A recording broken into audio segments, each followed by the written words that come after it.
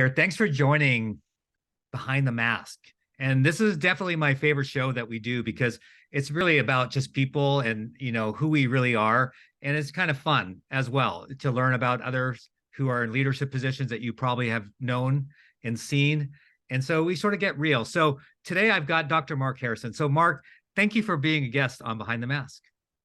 I'm absolutely honored, Ed. I've been really looking forward to it. Thank you for having me. No, this is so good. Every time I mention it to someone, they're like, "Oh my gosh, he's the greatest. He's the greatest."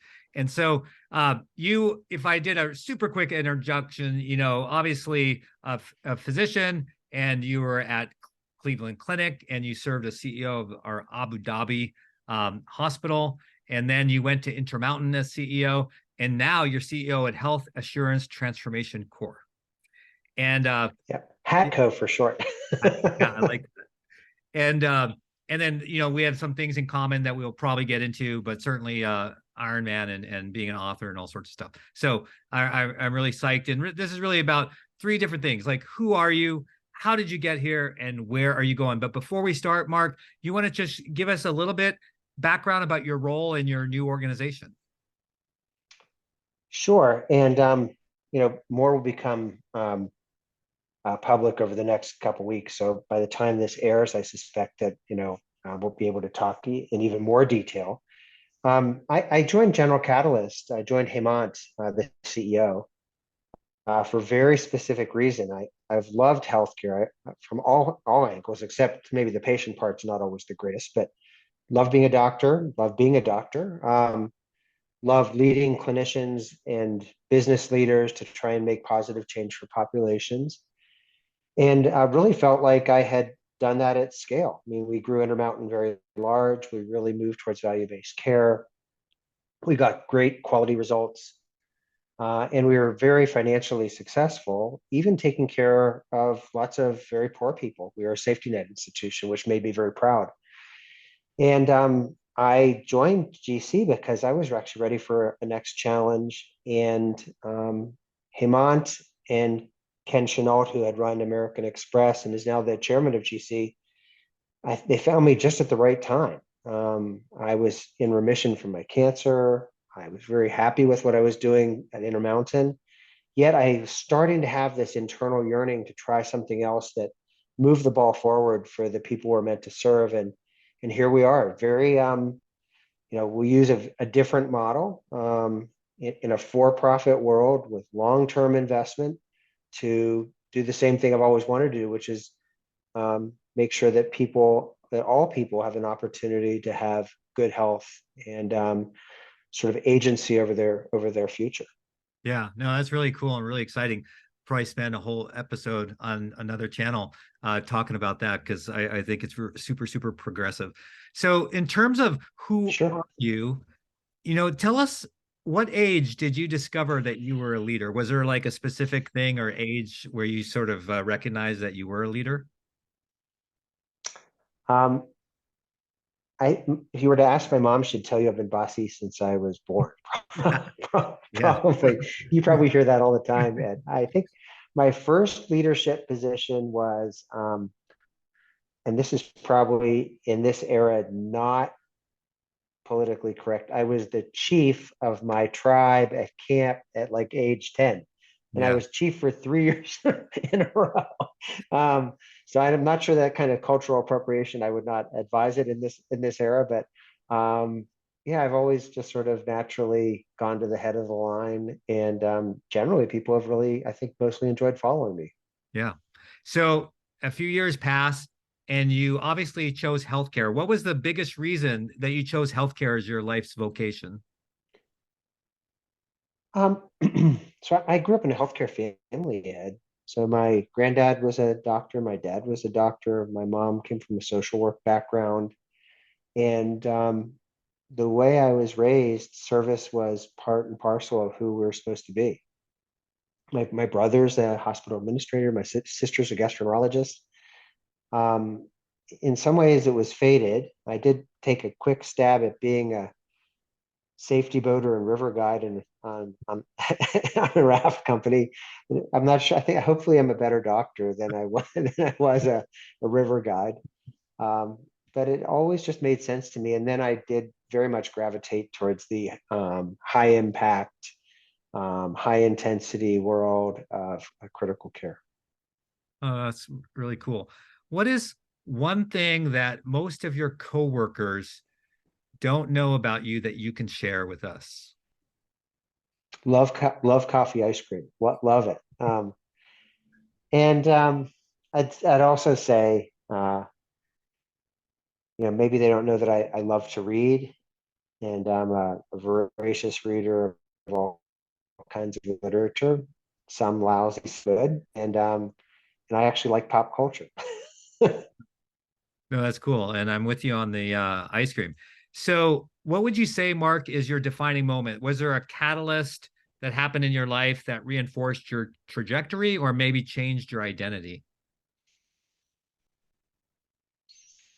Yeah, I had a great opportunity. Like I said, I really enjoyed bedside medicine a lot, and when I was at the clinic, and when I was in the ICU, pediatric ICU, we actually had some real administrative problems relatively early in my career, and we just weren't making much money, and we're seeing a lot of patients, and it was very hard at the clinic to convince folks that we needed more staff because we just weren't doing very well. And I grabbed a friend who was an administrator, and we sort of looked at the books and we looked at what we were billing for and what we weren't. And I discovered that we were actually not getting paid for lots and lots of work that we were doing, and made some relatively simple changes, and essentially woke up one day as a department chairman at age like 39, 39 or something crazy like that. And it was able to grow the department, was able to hire a bunch of nurse practitioners. We were able to do clinical research and work on quality at a national level. And then started, as these things happen, if you walk through a door and are reasonably successful, other doors present themselves and you walk through them. And from there, it went on to developing critical care transport for the clinic and starting other businesses. And then eventually running with our mutual friend, Josette Barron, very large part of the organization called medical operations that hadn't actually existed before we started that area. And so I think it's just, it was a matter of maybe there was a seminal moment. Maybe it was just being curious and pushing on things that led me to where I am today. Probably Uh, more luck than anything. yeah. So, what about Ironman? Where does that all play in as you're growing up? Were you athletic growing up, and how did you sort of get into becoming an Ironman? So, Ed, when I was a little boy, um, my favorite TV show was one called The Rifleman. It was about a cowboy, and I loved Sea Hunt, like the scuba diver show with was it one of the Russells? I think was maybe the star of that show way back when. And I always aspired to have adventure and to physical tests of any sort. And I started doing things like running road races at age 13. And I wrestled, and I really desperately wanted to climb mountains. And I was exposed to the Western United States around age 13 or 14 and spent a number of summers climbing and riding horses and really living rough and having a great time. And so when a triathlon became, I watched Julie Moss crawl across the Yeah. finish line of the Hawaii Ironman. I think that was in 1980 or 81. And in 1982, um, there was a triathlon in our local area. And with about 2 weeks' notice, I signed up, did it, loved it, and I've actually never missed a year since. And my first Ironman was in 1987. It was the Cape Cod Endurance Triathlon. I was a medical student at the time, and I it was just the biggest adventure that I had been on outside of the mountains. And what I always say is the second half of a Ironman marathon is like the dark side of the moon. You're you're out of radio communication. Anything can happen, and you better be resilient and self-reliant. And I love that feeling.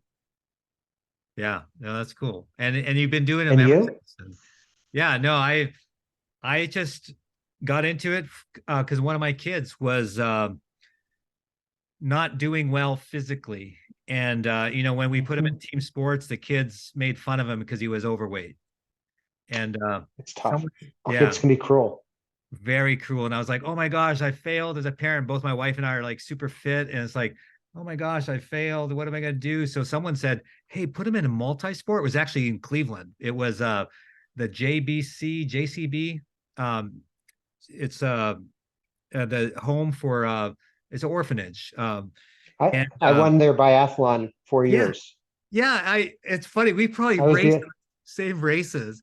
And the first one, so this would have been 2000. I was at UH. I was a CIO at UH. This would have been a 2004, 2005, 2006, I 2007. was the top of my game in that era. You were like beating me. I didn't even know it. Yeah. So my son, so they said, go to that because everyone cheers for you. Even if you're last place, everyone cheers. Anyways, that led to my son and I, and he won that as well after a few years, like in his age group. And and that led to him and I just racing together. And we did all the way up to half iron together in Alcatraz and things like that. But then it's like you're so close. If you do a half iron, you got to do full Ironman. So that's how I kind of got into it. And then I got the bug like you did, and I do them all the time. So no, it's great. And as you know, it's a great outlet. And I think I know that you've had cancer once or twice, I believe. And Twice. Yeah. I think that resilience that you spoke about, I mean, do you think there's a connection like between this sort of suffering that you do in Ironman and then having to go through a journey of cancer, that there's some correlation in terms of what it takes to make it through? So we know that biologically that people who actually go into something like a bone marrow transplant fit actually stay in the hospital shorter periods of time, get better faster. It doesn't necessarily extend the length of your life, but it seems to extend the quality of your life. When I had my bone marrow transplant, I walked a marathon over the first couple of days in the bone marrow transplant unit, around and around and around and around, and it really, I think it's good for your soul and it's good for your body. So I think there is, but I think the existential pain, nothing of wondering whether you're going to leave your small children behind. Um, I'm not sure anything really prepares you for that. Yeah, that's absolutely true. Tell us about the last time you cried. So, do you get emotional? And if so, I'm a bit of a crier. So the last time, the last time I cried was on August 26th at our oldest's wedding. I married them. I was the officiant at the wedding, which was a huge highlight. And I'm married to a very smart woman, and I had told her that I'd really like to marry Alex and Nicole, and she said, basically, you might ask them, dummy. And so I did, and they said yes. I'm pretty sure they just saved them a couple of $100, but um, and that was really incredibly fun to think about what I wanted to say and how I wanted to sort of tee them up to the best of my ability for their life together. And I held it together during the ceremony, but I had a good little cry afterwards. yeah, yeah, that's cool. And congratulations on the whole wedding. Thanks. Tell me about a time that someone has tried to hold you back and how did you respond? There have been actually a lot of times. So we both um, know and admire Toby Cosgrove, right? Yeah, He was a great boss. He was also a hard boss. I think he would own that yes, probably as yeah, well. for sure. Very innovative, very driven. And I remember when I was over in Abu Dhabi and I had come back to Cleveland for a strategy session. And um, the leaders in the organization were in a room and we were talking about delegation of authority and autonomy versus control from the central body. And Toby said to me, Mark, why don't you go first? You're the farthest away and the most difficult to manage. So probably probably both were totally true. I I think I'm a good teammate, and I love being part of a mission-driven organization, and that's been a theme for me my entire career. Um, I'm pretty fiercely, not independent, but um, sure that I know the direction that we need to go, and I like to go fast, and I like to go far, and don't get in my way. Yeah. I don't, um, I compromise well, but I don't give up. And Yeah. I think anybody who knows me will tell you that that's if I'm wrong, I'm quick. And I was saying to my chief of staff, who you just met a little bit earlier this morning, I learned how to say, I'm wrong, I'm sorry, I love you. So I'm really good at saying that. Yeah. But assuming that I'm not wrong, I'm going to stick by my guns all the way. No, that's a good way of leading for sure. What is your biggest mistake? If you look back, it could be personal or professional, but if you look back, what has been your biggest mistake that you wish you maybe had a do over? That's such a tough one. I tend to be a forward-looking person as opposed to Yeah. a backward-looking person. I would say, like everybody, I've hurt people's feelings, never intentionally. I can't think of a time ever um, when I sought to hurt another person. But that feeling when you do, when you say the wrong word in the wrong way at the wrong time, is really that it really bothers me. There Yeah. was a gentleman when I was at Intermountain who had a very senior clinical position, and he was responsible for safety and quality for a large part of the organization, and it wasn't going very well. And I, I remember just really directly asking him, do we not know what to do, or are we too cowardly to do it? Mm, And that didn't give him a lot of room. And I know I hurt his feelings. I didn't mean to. right. Um, and the words came from a good place, but I will always regret, a moment like that. And there have been plenty of other moments when I've actually hurt people's feelings as well. I have always said, and if you talk to the teams I've worked with, and actually I just got an email last night from somebody who followed me in Abu Dhabi, that a group of people were out for dinner at a conference, and they were talking about some of the things I always taught them. And one was hard on the issues, easy on the people. Mm, And so when I failed at that myself, which I did at times and still do, it makes me feel bad. yeah. Well, that's a great takeaway though. I like that. So tell me about the last thank you card you received, or perhaps one that you wrote.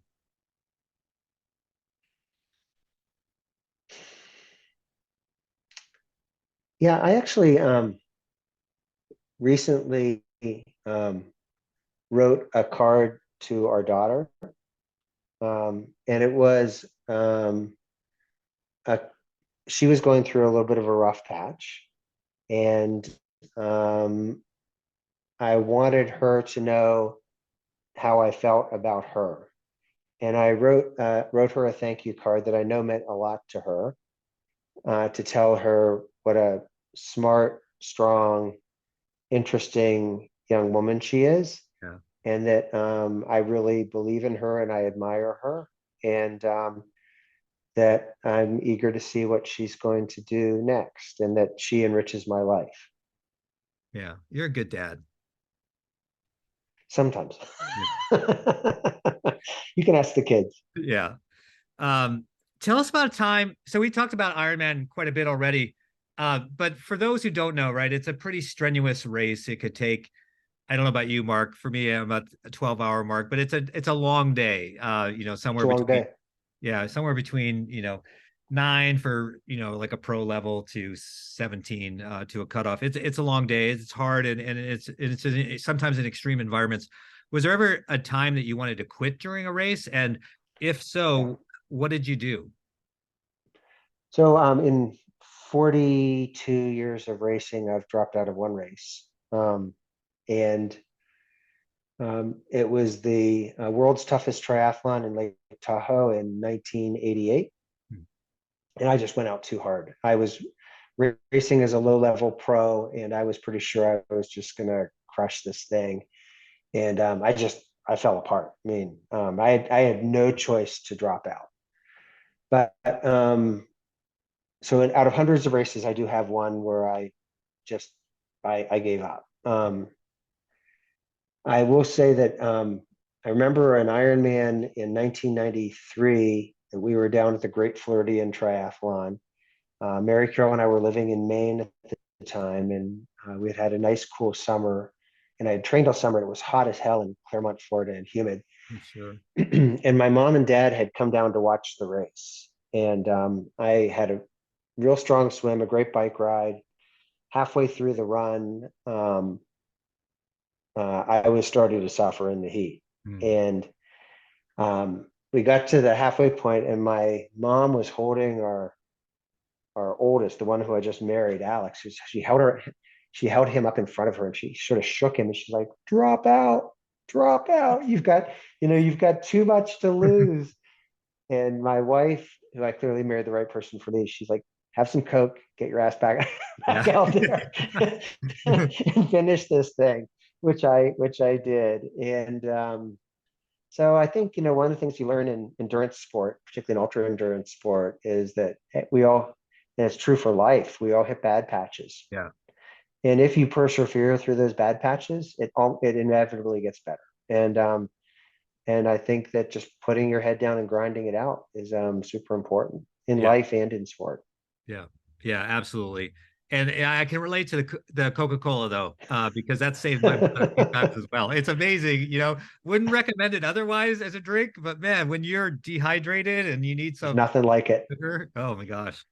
But Um, once you start drinking it, you can't stop because yeah, it's get that highs and lows in your sugar. Yeah, it's addictive for sure. So, in terms of where you're going, so chatting to the next generation, what should they cherish in their journey? So, maybe I don't want to put an age to it, but a younger generation, what would you say to them that to really enjoy? Like, maybe you rushed through it because you were trying to get to a certain place, but looking back, like, oh, you should really enjoy this time. What would that be? So so first of all, I don't think I moved fast, but I wasn't going.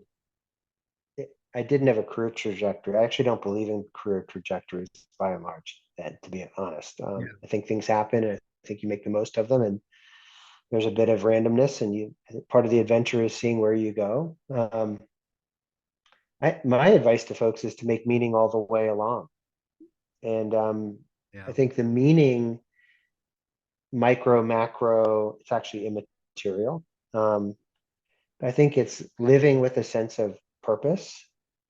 And I don't mean like doesn't need to be like really big and deep and philosophical, but it's waking up in the morning and knowing that you're doing something that's good for society and good for another person. Um, and to take some intentional pleasure in that, I think is really powerful. yeah, yeah. That's good advice. Don't What put it about? off, man. You never know how long you got. Yeah, yeah. I'm witness to that. That's for sure. So another good reminder for all of us.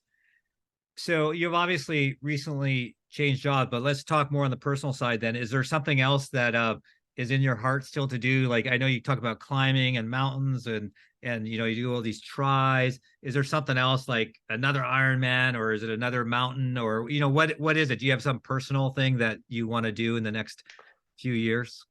So ever since I was a 13-year-old, I've been training for something. Last Friday, some of us did a rim to rim hike of the Grand Canyon in one day. Wow. It was awesome, and hard and exciting, and an opportunity for us to work as a team. One of our teammates had a really hard day, and we had to figure out how to help her get through a 22 and a half miles and 6,000 feet of elevation gain. It's a long day, and that was super gratifying. I'm going to do the Winter Triathlon National Championships in February. I'd like to get back to the world I'd like to wear American kit at a world championship again. It's Yeah. been since 2014 since I went to the Worlds. So that's the sporting stuff. I think on the personal side, I'm just really, really enjoying watching our kids as young adults. And we're really lucky. Two of the three kids live here in Utah, and we had a spontaneous family dinner at a Lebanese restaurant last night. And as we walked out, Mary Carol said to me, "He's like, how lucky are we, right? That just, we it wasn't fancy. We drank beer and ate hummus, and just was fabulous. And I think making sure that we do have as many of those memories as possible, I think is really important." Yeah, those are, profound words, and you're actually living them. So what challenges, we'll sort of end with this, what challenges and goals are you undertaking on the personal side? Is there anything else? I mean, we just talked about it, but I didn't know if there was Well, I'm any. on day 947 of Duolingo Spanish, and I think so far I speak like a not very smart 10-year-old, maybe not even a 10-year-old, maybe more like a 6-year-old. Um, but I like stretching my brain, Yeah. and I like trying new things. And I'm really proud of my wife. She has always practiced in Spanish for the most part. She's a pediatrician, and I watch her um, facility with language, and I'll never ever get close to her skills. But I just think it's really interesting to try and understand another culture in part through their language.